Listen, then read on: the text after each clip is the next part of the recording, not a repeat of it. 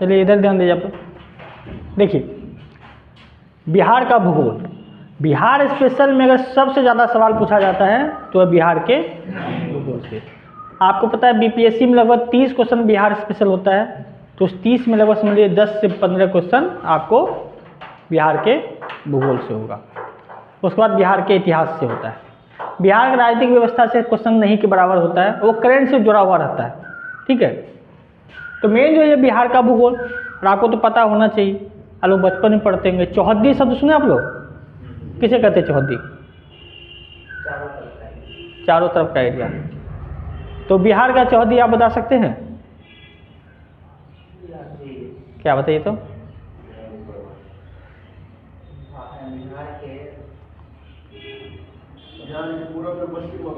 हाँ, पश्चिम उत्तर प्रदेश, हाँ, उत्तर में नेपाल, दक्षिण में झारखंड। ये आपको एरिया पता है। और बिहार का जो पहला क्लास हम किए थे तो बिहार का परिचय भी दिए थे। कितने राज्य जो है, कितने राज्यों से सटा हुआ है, कितने राज्य से सटा हुआ बिहार?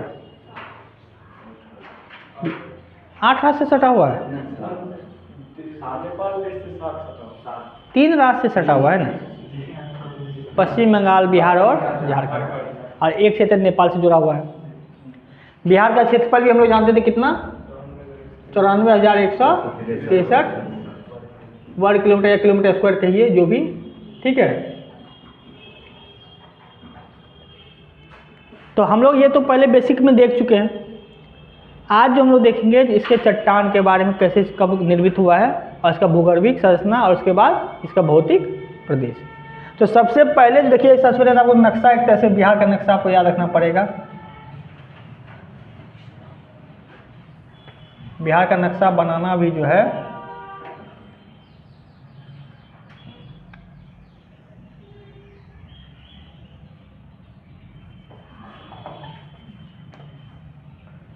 थोड़ा इसको और चौड़ा कर देते हैं।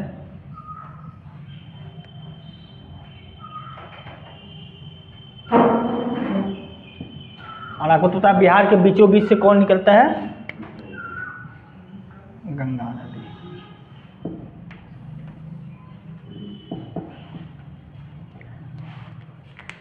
तो बिहार के नॉर्मल सा एक नक्शा है जो आपको यूज करना, कि ज्योग्राफी में बिना मैप के चलने वाला नहीं है। तो बिहार के जब हम शुरुआत करते हैं तो सबसे पहले शुरुआत करते हैं बिहार की भूगर्भिक संरचना। भूगर्भिक संरचना यानी इसका जो भूगर्भ, यानी इसके अंदर से जो संरचना बना है। देखिए कोई भी जो पहाड़ बनता है, पर्वत बनता है या गड्ढा बनता है, एक संरचना है ना। और ये संरचना क्या है? पृथ्वी के अंदर में जो हलचल होता है उसके कारण होता है।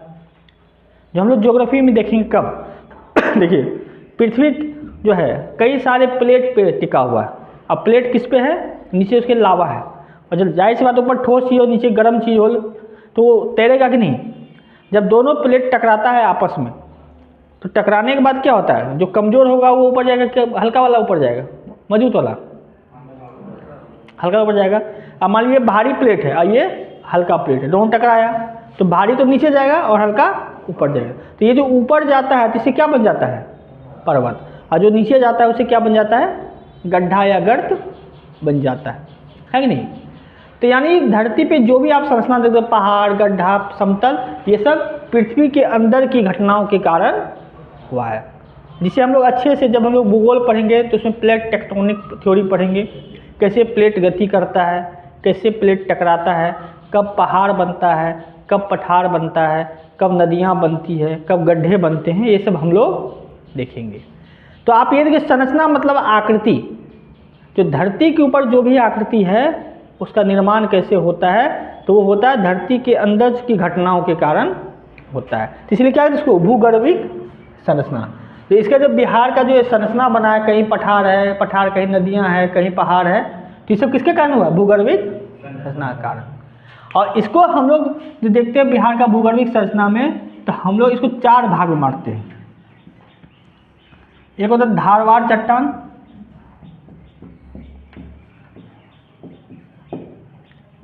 दो पे है विंध्यन चट्टान, 3 पे है टर्शियरी चट्टान, और चौथा है क्वाटरनरी चट्टान। यानी चट्टान है, मिट्टी सब है, ये सब एक साथ नहीं बना है, लाखों करोड़ों वर्ष लग गया बनने में। धरती को बनने में जब आप लोग ज्योग्राफी पढ़िएगा तो पूरे धरती क्या था, पहले गोल था, यानी पहले क्या था, ये समुद्र था और बीच में धरती था, मतलब बीच में स्थल था, और धीरे धीरे ये टूट के फैलते चला गया। अब इसको फैलते जाना में फिर टकराना, एक दूसरे से टकराया, टकराने पहाड़ बना, गर्त बना, इसमें करोड़ों अरबों साल लग गए। आप बिहार में ही बस देखिएगा आप इतना, तो बिहार की जो संरचना हुई है कई वर्षों में बनी है। अब बिहार का जो मिट्टी बना है, चट्टान बना है, पहाड़ बना है, उसको हम लोग 4 भागों में बांट देते हैं। सबसे पहले कौन बना था, धारवाड़ चट्टान, उसके बाद कौन बना, मिथियन चट्टान, उसके बाद कौन बना, टर्शियरी, और उसके बाद कौन बना, क्वाटरनरी। तो ये सब चट्टान हम देखेंगे कब बना, बिहार का कौन सा हिस्सा कब बना, ये हम लोग एक एक करके देखेंगे। तो सबसे पहले तो आप हमें ये बताइए कि 1 मिलियन में कितने वर्ष होते हैं, 1 मिलियन बराबर 10 लाख वर्ष।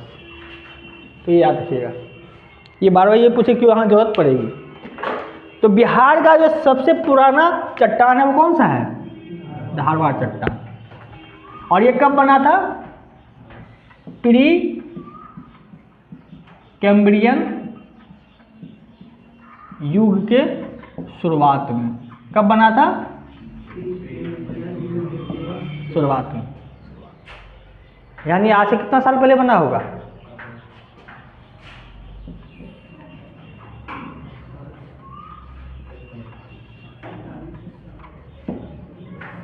वर्ष पूर्व। इसमें 10 लाख से गुना कर दीजिए, इतना साल पहले बना था। यानी बिहार का जो सबसे पुराना चट्टान है धारवाड़ चट्टान, वो कब बना था, प्री कैम्ब्रियन, जो आज से लगभग 4560 मिलियन, उसमें भी 10 लाख से गुना कर दीजिए, 456 करोड़ हुआ ये, 4560 मिलियन, इसमें 10 लाख से गुना कीजिए, करोड़ हुआ, गिनिए तो 10 मिलियन बराबर 1 करोड़, 456 करोड़ वर्ष हुआ ना, तो 4 अरब हुआ, 4.56 अरब वर्ष, इतना वर्ष बना है। तो अब ये धारवाड़ चट्टान कहाँ बना था, तो ये जो देखते हैं ये वाला एरिया जो है, यहाँ, इसको यहाँ से ले आइए,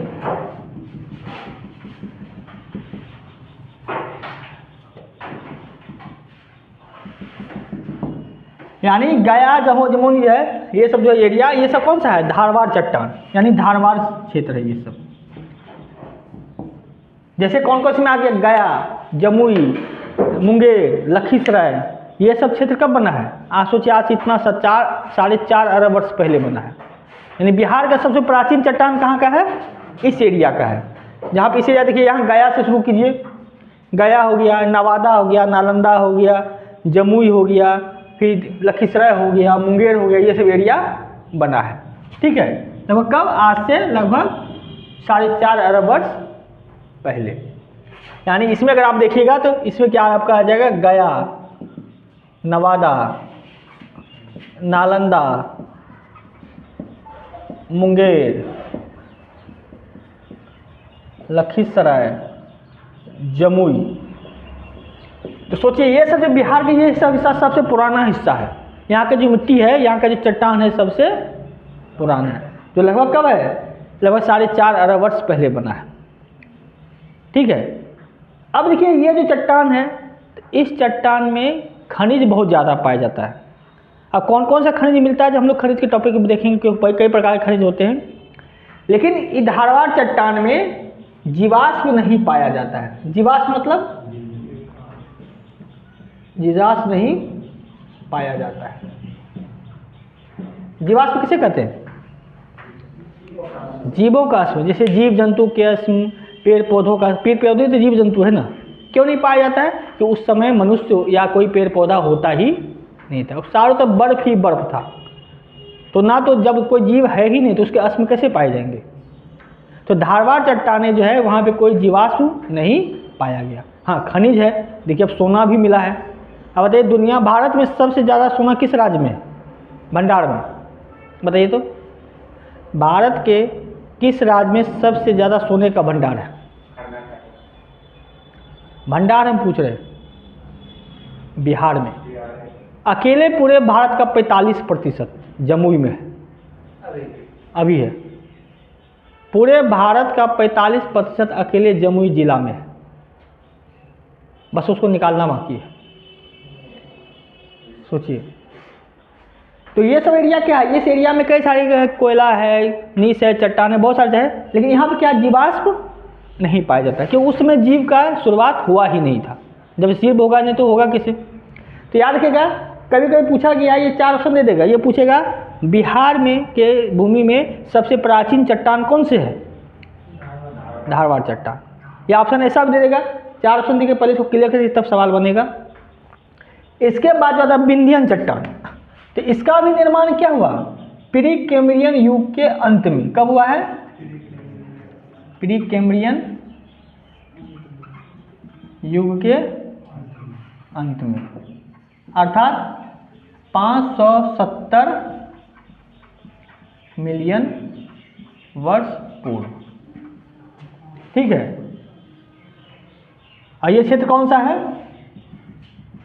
ये जो कैमूर और रोहतास है, ये कौन सा है? ये आपको विंध्यन क्षेत्र है, विंध्यन चट्टान, यानी कैमूर और रोहतास, जिसको सासाराम, ये सब क्षेत्र है, इसका निर्माण हुआ था इस क्षेत्र में। और इस क्षेत्र में भी जीवाश्म नहीं पाया जाता है, तो उस काल में भी जीवों की शुरुआत नहीं हुई थी। ठीक है, और तीसरा तो देख रहे हैं टर्सरी चट्टान, तो टर्सरी काल का ही नाम है। और ये जो इसका निर्माण कब हुआ है? इसका निर्माण हुआ है 20 से लेके 5 मिलियन वर्ष पूर्व। इसका निर्माण कब हुआ? 20 से 5 मिलियन वर्ष पूर्व। और याद कीजिए टर्सरी चट्टान है, नाम में टर्सरी लिखा है, टर्सरी काल में हुआ है। ये क्या था? प्री कैम्ब्रियन की शुरुआत में था, ये प्री कैम्ब्रियन के अंत में, ये टर्सरी में, यानी आज से 20 से 5 मिलियन वर्ष पूर्व। और इसका जो क्षेत्र है, ये वाला क्षेत्र, यानी पश्चिमी चंपारण वाला क्षेत्र है, इसे क्या कहते हैं? टर्शियरी। और यहाँ जो किशनगंज का जो क्षेत्र है, ये भी क्या है? टर्शियरी। यहाँ से कब हुआ है? 20 से 5 मिलियन वर्ष पूर्व। और इसमें आपको जैसे इसका क्षेत्र कौन सा हो गया? पश्चिमी चंपारण, और उसके बाद किशनगंज। और इसमें जो है जीवाश्म पहली बार पाया गया। कब जीवाश्म पाया जाता है? ठीक है, क्योंकि इस समय तक जीवों का ये जो अंतिम चरण जो है, क्योंकि 10 लाख वर्ष पूर्व जो है, लगभग 1 करोड़ वर्ष पूर्व जो है जीवों का शुरुआत हो चुका था। तो याद रखिएगा, धारवाड़ और विंध्याचल में जीवाश्म नहीं पाया जाता है, लेकिन टर्सरी में जीवाश्म की शुरुआत पाई जाती है। और सबसे अंत में क्वाटरनरी, युग क्वाटरनरी है, जिसका निर्माण 5 मिलियन से लेकर 10,000 वर्ष पूर्व तक हुआ है। और ये जो बाकी क्षेत्र बना है, ये क्या होगी आपको? क्वाटरनरी। यानी ये सब क्या बाद में नदियों के द्वारा जो मिट्टी और लाया गया उससे बनाया गया। जो हम लोग का क्षेत्र है वो कौन सा है? क्वाटरनरी क्षेत्र है। बाकी जो इसमें जो बच गया सब क्वाटरनरी। इसमें जीवाश्म तो होगा ही, नदी है तो सब तो होगा ही। तो याद रखिएगा, आपको क्या याद रखिएगा, बिहार का जो भूगोल है, तो भूगर्भीय संरचना के हिसाब से हम लोग 4 भाग मारते हैं: धारवाड़, विंध्यन, टर्सरी और क्वाटरनरी। बिहार का सबसे प्राचीन चट्टान कौन सा है? धारवाड़ चट्टान, जो आपको कहाँ मिलेगा? जमुई, गया, नवादा, लखीसराय, मुंगेर इत्यादि के क्षेत्र में। और इसमें जीवाश्म नहीं होता है। उसके बाद जो पुराना क्षेत्र है विंध्याचल क्षेत्र है, जो कैमूर और रोहतास में है। उसके बाद एक टर्सरी चट्टान जो कहाँ है? पश्चिमी चंपारण में, जो आज से 20 लाख से लेकर के 5 लाख वर्ष पूर्व का निर्माण हुआ। इसमें पहली बार जीवाश्म पाए गए। और सबसे नवीन चट्टान जो है क्वाटरनरी चट्टान है। जो पानी के द्वारा लाए गए, नदियों के द्वारा लाए गए गाद से, मिट्टी से बना हुआ है। तो उसको क्या कहते हैं? क्वाटरनरी चट्टान। और हम लोग का एरिया क्या है? क्वाटरनरी चट्टान में। और इसमें तो वह मिलेगा ही जीवाश्म, ठीक है। तो पहले यहाँ तक लिखिए। देखिए अगला जो टॉपिक है बिहार का भौतिक प्रदेश। तो उसको जानने से पहले आपको 4-5 शब्द याद रखना पड़ेगा। पहाड़, पठार, मैदान, गर्त या खाई। इस चारों में अंतर देखिए कैसे आपको पता करना है। बाकी हम ज्योग्राफी का जब टॉपिक पढ़ाएंगे तो उसमें बताएंगे पहाड़ पर्वत में भी अंतर बताएंगे, पठार कैसे बनता है, निर्मित कैसे, तो वो बस अभी आपको समझने के लिए, क्योंकि बिहार स्पेशल देख रहे हैं तो इस चारों में अंतर होना चाहिए। पहाड़ हो या पर्वत हो तो आप देख के कैसे पता करेंगे? जब कोई चीज़ ऐसा हो यानी जिसका ऊपर का हिस्सा नुकीला हो, है कि नहीं, यानी जिसका ऊपर का हिस्सा क्या हो?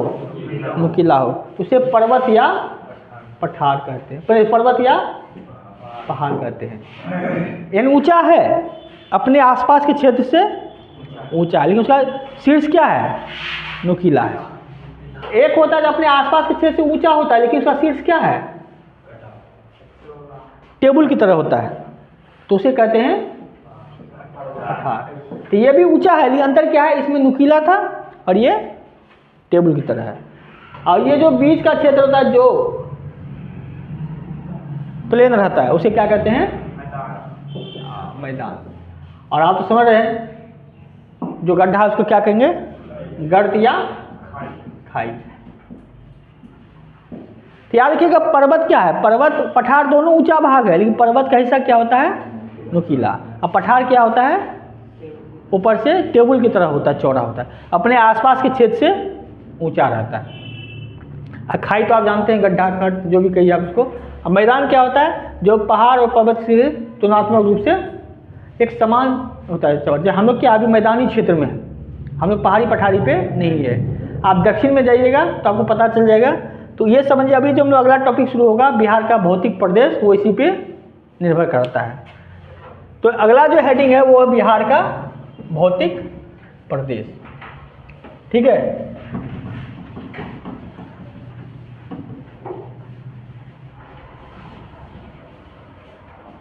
बिहार का भौतिक प्रदेश हेडिंग दीजिएगा।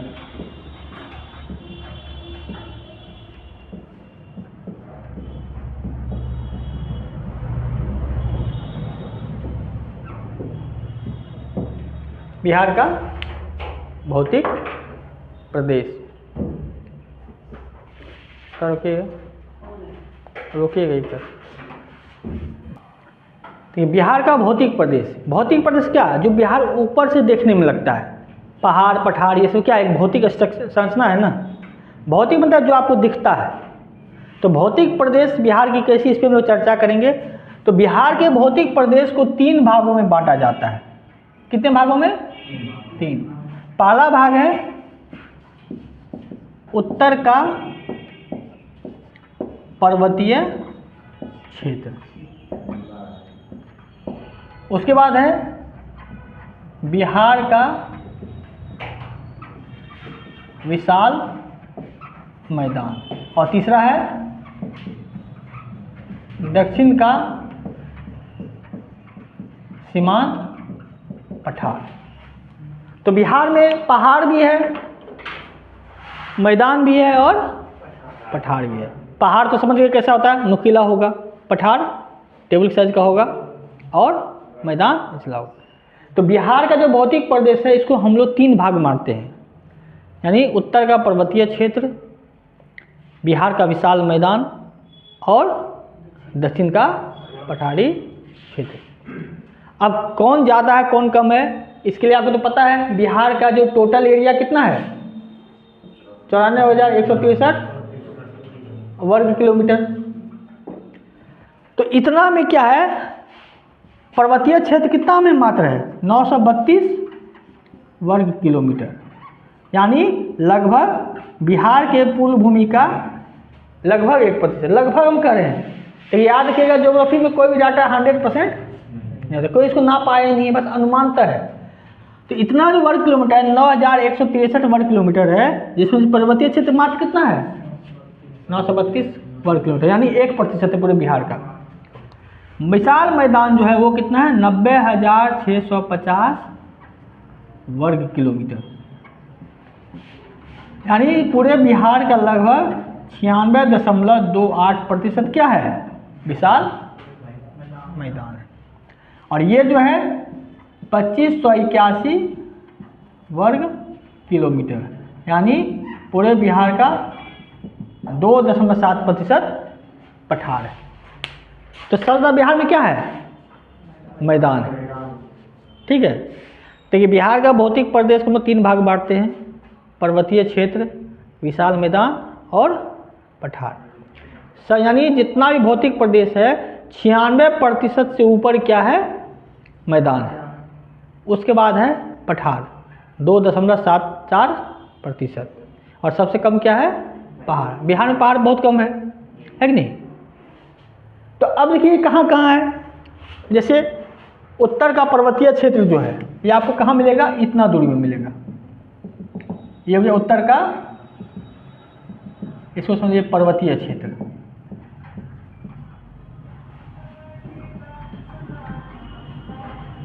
ठीक है, और पठार जो आपको, ये हो गया आपको पठार, और ये क्या है टोटल मैदान। ठीक है, यानी बिहार का जो पहाड़ केवल आपको इस क्षेत्र में मिलेगा, पश्चिमी चंपारण में मिलेगा, और कहीं पहाड़ नहीं मिलेगा। ये जो नीचे जमुई से लेकर कैमूर भभुआ तक है, ये क्या है पठार है, यानी यहाँ पे पठार मिलेगा। इसके बीच का एरिया है मैदान है। तो याद रखिएगा बिहार के भौतिक प्रदेश को कितने भाग बांटते हैं, 3 भाग में।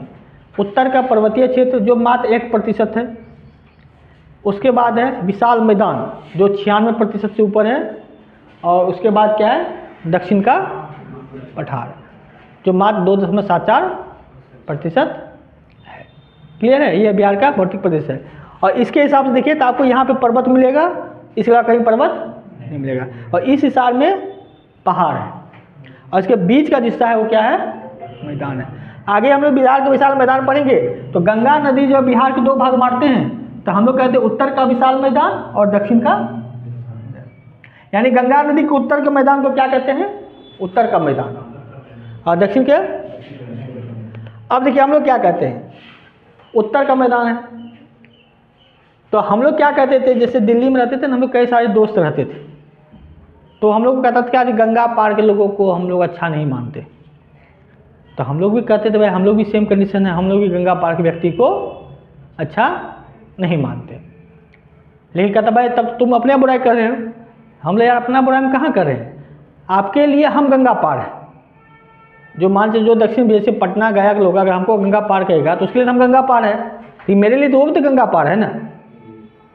उत्तर बिहार दक्षिण बिहार की तो चर्चा है ही नहीं। तो याद रखिएगा गंगा से उत्तर के भाग को हम लोग उत्तर बिहार कहते हैं, गंगा से नीचे वाले भाग को। और याद रखिएगा बिहार का भौतिक प्रदेश 3 भाग बटा हुआ है, उत्तर का पर्वतीय क्षेत्र, बिहार मैदान विशाल मैदान और सीमांत पठार। ये सबसे ज़्यादा क्या है ये, ठीक है। तो यहाँ लिखिए उत्तर का पर्वतीय क्षेत्र। देखिए उत्तरी पर्वतीय क्षेत्र को भी हम लोग 3 भाग में बांटते हैं। एक हो गया आपको सोमेश्वर श्रेणी, दूसरा है हरहा घाटी या दून घाटी, और तीसरा है रामनगर दून। यानी बिहार का जो उत्तरी पर्वतीय क्षेत्र है उसको भी 3 भाग में बांट देते हैं, सोमेश्वर श्रेणी, हरहा घाटी और रामनगर दून। श्रेणी क्या होता है, पर्वत की छोटी छोटी श्रृंखला, श्रेणी पढ़ते हैं सीरीज होता है, एक साथ कई सारे पर्वत होंगे। हाँ, और दून क्या होता है, दून एक ऐसा ही, वो भी एक छोटा मोटा पहाड़ ही है, लेकिन चारों तरफ से बड़े बड़े पहाड़ से घिरा होता है। जैसे मान चले ये एक छोटा पहाड़ है, इसके चारों तरफ पहाड़ है, बड़ा बड़ा पहाड़ है, ये छोटा छोटा पहाड़ को क्या कहते हैं दून। जैसे देहरादून ये सब नाम से होते हैं, ये छोटे पहाड़ों की श्रृंखला ही है। तो बिहार का जो पर्वतीय क्षेत्र है इसको हम लोग 3 भाग में बांट देते हैं, सोमेश्वर श्रेणी, हरा घाटी और रामनगर दून। और आपको ये तो पता है इसका एरिया कितना था, 932 वर्ग किलोमीटर। इसको और तोड़ दिए तो सोमेश्वर श्रेणी कितना हो जाएगा, 784 वर्ग किलोमीटर। ये कितना हो जाएगा, 24 वर्ग किलोमीटर। और ये कितना हो जाएगा, 214 वर्ग किलोमीटर। इसमें भी आप तोड़ सकते हैं, है कि नहीं। अब देखिए यहाँ क्या है, इसमें देखिए जो सबसे उत्तर में है यहाँ, तो ये हो गया आपको सोमेश्वर श्रेणी। कौन हो गया, सोमेश्वर श्रेणी। यानी ये बिहार के सबसे उत्तर में है, ठीक है, सोमेश्वर श्रेणी, जिसका एरिया कितना है, 784 वर्ग किलोमीटर। और कभी भी पूछा ये जो है ना बाउंड्री, ये कहाँ से शुरू होता है, ये जो सबसे है ये है त्रिवेणी नहर। इसके पश्चिम में क्या है, त्रिवेणी नहर। और पूर्व में क्या है, भिकना कोठी। तो सोमेश्वर श्रेणी जो है वो अभी पश्चिमी चंपारण में है। वो आपको क्या होगा, पूर्व में भिकना कोठी से लेकर के पश्चिम में कहाँ तक फैला हुआ है, त्रिवेणी नहर तक फैला है। ये जो वाल्मीकि टाइगर रिजर्व रोड देखते हैं वो वहीं पे है। उसके बाद जो है एक छोटा सा पतला सा श्रृंखला है, तो ये क्या है आपका हरहा घाटी। ये देख रहे हैं हरहा घाटी। और इसके नीचे जो थोड़ा सा जगह है, तो ये क्या है आपको रामनगर दून।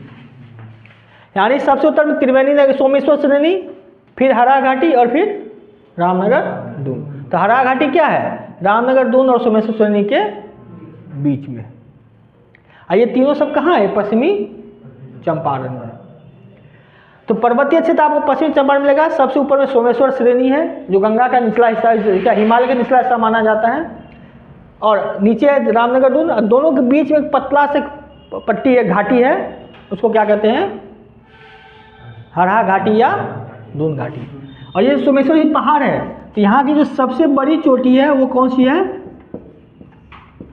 सोमेश्वर सबसे बड़ी चोटी, जिसकी ऊंचाई कितनी है, 880 मीटर। ये बिहार की सबसे ऊंची चोटी है। ये क्या है, बिहार की सबसे ऊंची चोटी। यानी बिहार में सबसे ऊंचा जगह कौन सा है, सोमेश्वर। जो आपको कहाँ मिलेगा, सोमेश्वर श्रेणी में, जिसकी ऊंचाई कितनी है, 880 मीटर। ये तो घाटी है, तो घाटी तो गड्ढा हुआ तो उसमें ऊंचाई होगा नहीं। और रामनगर दून में भी कितना है, इसमें सबसे ऊंची चोटी है जिसका नाम है संतपुर, जिसकी ऊंचाई है 242 मीटर। यहाँ भी एक छोटा सा पहाड़ है, इसमें जो सबसे ऊंचा पहाड़ है रामनगर दून में कौन है, संतपुर, जिसकी ऊंचाई कितनी है। तो देखिए बिहार का जो भौतिक प्रदेश है इसको हम लोग 3 भाग में बांटे, पर्वतीय क्षेत्र, विशाल मैदान और दक्षिण का सीमांत पठारी क्षेत्र। सबसे ज़्यादा विशाल मैदान है, लगभग 96% से ज़्यादा है। फिर उसके बाद है पठार है, 2.74% है। और सबसे कम कौन सा है, पर्वतीय क्षेत्र है। तो पर्वतीय क्षेत्र को भी हम लोग 3 भाग में बांट दिए, सोमेश्वर श्रेणी, हरहा घाटी और रामनगर दून।